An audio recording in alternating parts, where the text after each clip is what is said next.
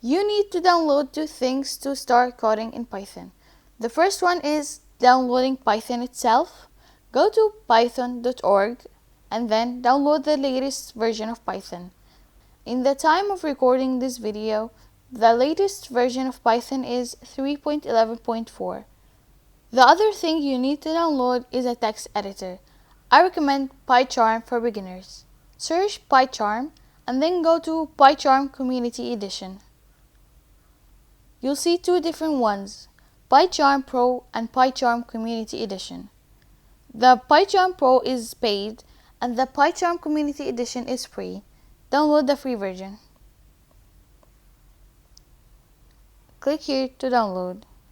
And that was our video for today. Thanks for watching and don't forget to subscribe for more videos.